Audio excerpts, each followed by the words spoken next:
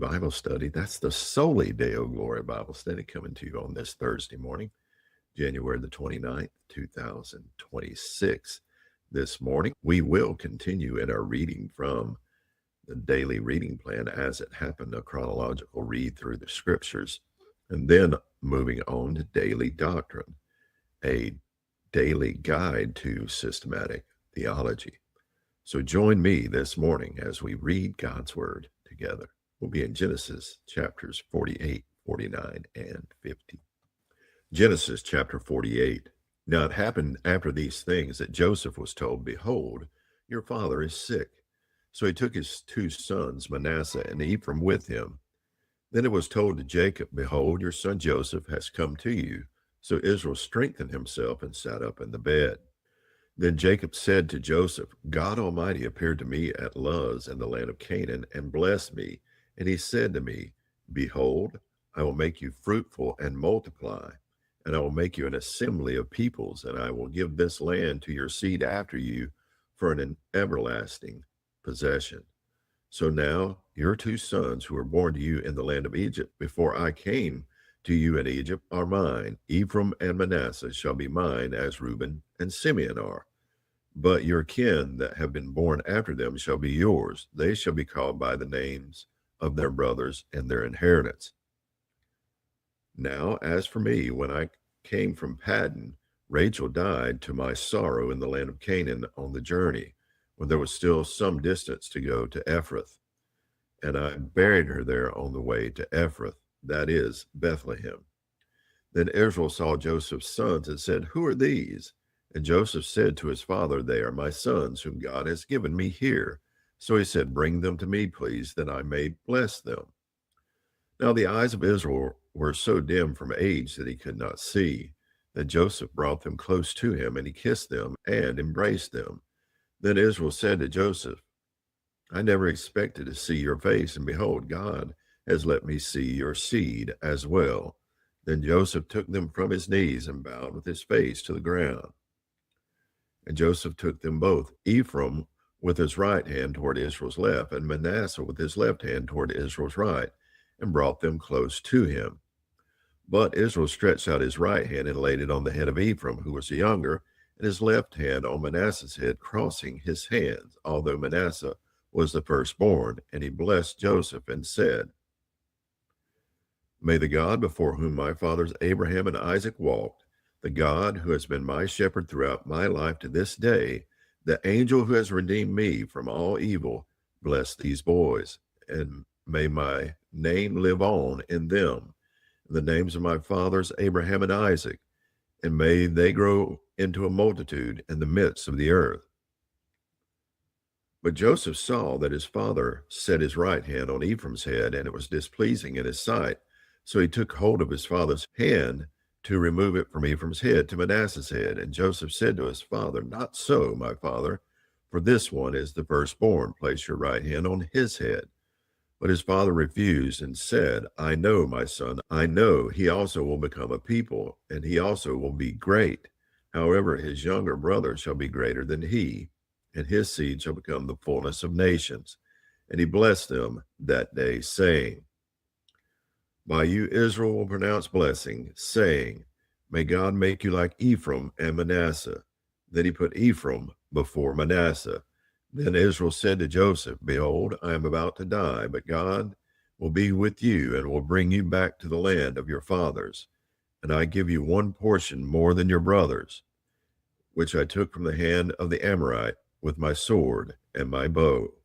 Genesis chapter 49. Then Jacob summoned his sons and said, Gather together that I may tell you what will befall you in the last days. Assemble together and hear, O sons of Jacob, and listen to Israel your father. Reuben, you are my firstborn, my might, and the beginning of my vigor, preeminent in dignity and preeminent in strength.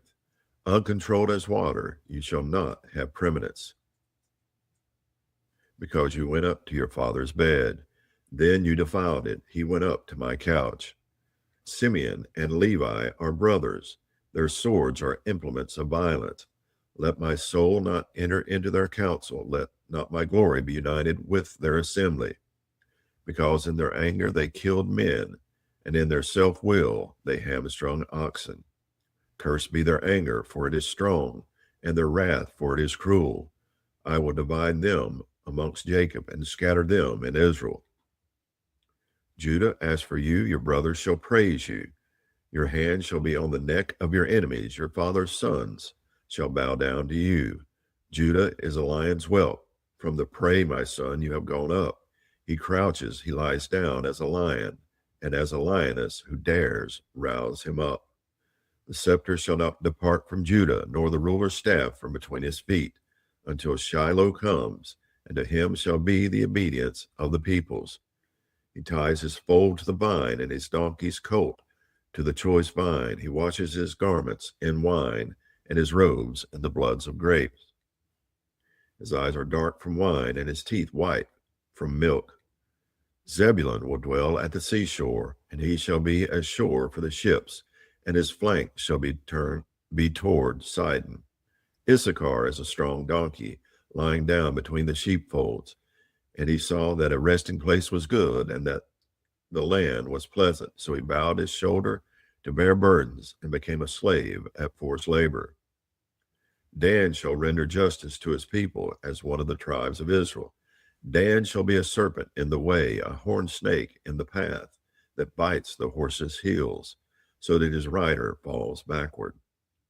For your salvation I hope, O Yahweh. As for Gad, raiders shall raid him, but he will raid at their heels.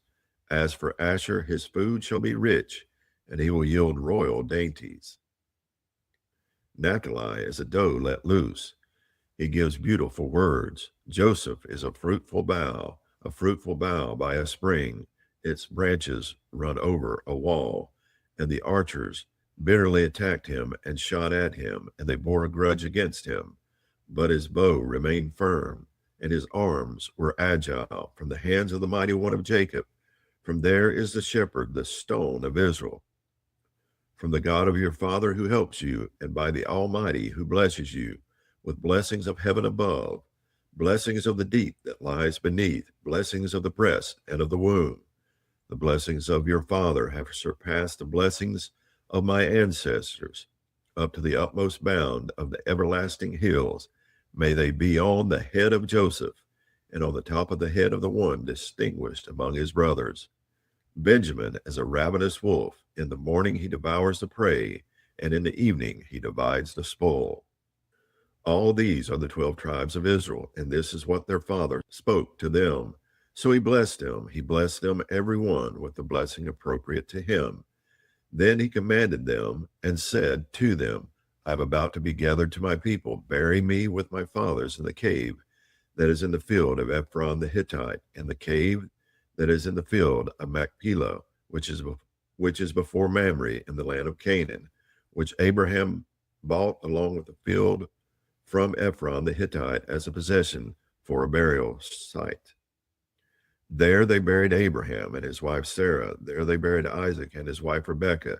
And there I buried Leah, the field and the cave that is in it, purchased from the sons of Heth. So Jacob finished commanding his sons, and he drew his feet into the bed and breathed his last, and was gathered to his people. Genesis chapter 50. Then Joseph fell on his father's face and wept over him and kissed him. And Joseph commanded his servants, the physicians, to embalm his father. So the physicians embalmed Israel. Then the 40 days to do this were fulfilled, because in this manner the days of embalming are fulfilled. And the Egyptians wept for him 70 days. Then the days of weeping for him were past, and Joseph spoke to the household of Pharaoh, saying, If now I have found favor in your sight, please speak in the ears of Pharaoh, saying, My father made me swear, saying, Behold, I am about to die in my grave, which I dug for myself in the land of Canaan. There you shall bury me. So now, please let me go up and bury my father, then I will return. And Pharaoh said, Go up and bury your father, as he made you swear. So Joseph went up to bury his father, and with him went up all the servants of Pharaoh, the elders of his household, and all the elders of the land of Egypt, and all the household of Joseph, and his brothers, and his father's household. They left only their little ones, and their flocks, and their herds in the land of Goshen. There also went up with him both chariots and horsemen, and it was a very immense camp. And they came to the threshing floor of Atad, which is beyond the Jordan. And they lamented there with a very great and immense lamentation. And he observed 7 days of mourning for his father. Now the inhabitants of the land, the Canaanites, saw the mourning at the threshing floor of Atad, and they said, "This is an immense mourning for the Egyptians." Therefore it was named Abel Mizraim, which is beyond the Jordan. Thus his sons did for him as he had commanded them. Indeed, his sons carried him to the land of Canaan and buried him in the cave of the field of Machpelah before Mamre, which Abraham had bought along with the field for his possessions as a burial site from Ephron the Hittite. After he buried his father, Joseph returned to Egypt, he and his brothers, and all who had gone up with him to bury his father.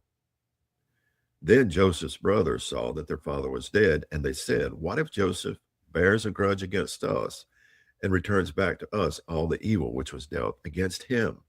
So they sent a message to Joseph saying, Your father commanded before he died, saying, "Thus you shall say to Joseph, Please forgive, I beg you, the transgression of your brothers and their sin, for they dealt evil against you. So now, please forgive the transgression of the slaves of the God of your father." And Joseph wept when they spoke to him. Then his brothers also came and fell down before him and said, "Behold, we are your slaves." But Joseph said to them, "Do not be afraid, for am I in God's place?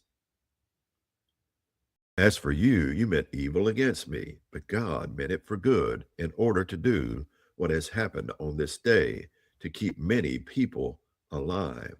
So now do not be afraid. I will provide for you and your little ones." And he comforted them and spoke to their heart.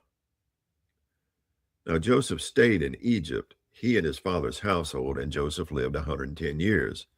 And Joseph saw the third generation of Ephraim's sons. Also the sons of Machir, the son of Manasseh, were born on Joseph's knees. And Joseph said to his brothers, "I am about to die, but God will surely take care of you and bring you up from this land to the land which he swore to Abraham, to Isaac, and to Jacob." Then Joseph made the sons of Israel swear, saying, "God will surely take care of you, and you shall carry my bones up from here." So Joseph died at the age of 110 years, and they embalmed him, and he was placed in a coffin in Egypt.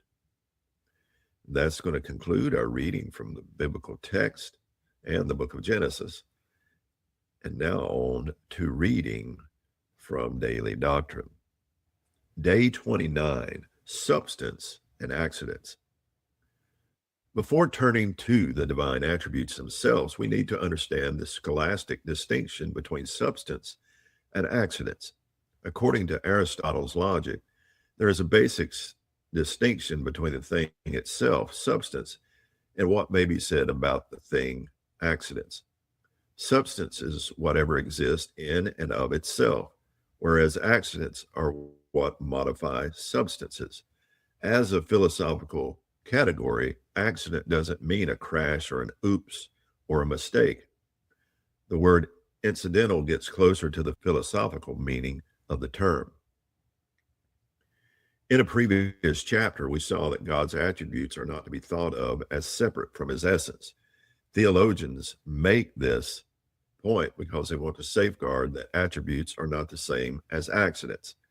An accident adds a quality to the substance of a thing, although without changing the kind of thing the substance is. Take a dog, for example. A dog has dogginess, that's its substance, but a dog can be brown and fluffy or spotted and small or a host of other qualities. Those are the accidents. And don't think here about the more familiar sort of doggy accidents. A dog is a dog no matter its color or size. Take away the specific accidents and the dog is still a dog. The accidents, though, change what sort of dog we are talking about. In simplest terms, we can think of accidents as giving to a substance its quality or quantity. Although Protestant theologians reject the distinction as Roman Catholics apply it to the doctrine of transubstantiation, most Reformation and post-Reformation theologians embrace substance and accidents as integral to a proper understanding of God's nature. As a simple being, God is not a compound or made up of parts. God is not like a dog that can exist in many different forms. The color brown is incidental to the nature of a dog because a dog could just as well be black and still be a dog. But nothing true about the essence of God can be taken away from God if we are to still have God. As is often the case, Turretin parses the matter with precision. He argues that no accident can be granted in God because of God's simplicity. Accidents imply that God is composed of parts. God's infinity, accidents wouldn't add to the substance some new quality, and God's immutability, accidents always allow for change. God is the great I am, and the one who is that he is, for the one whose essence and existence cannot be augmented by any further properties.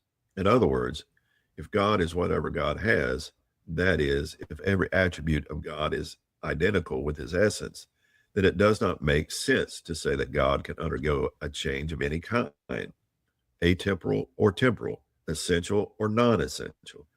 God possesses all of his attributes to the uttermost in such a way that they can be identified with God himself. Consequently, God is only substance.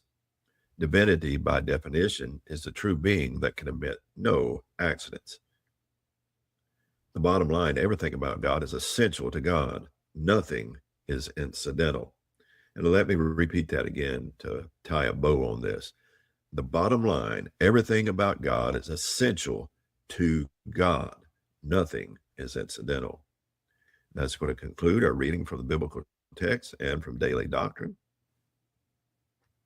Hope you've enjoyed today's reading as I have.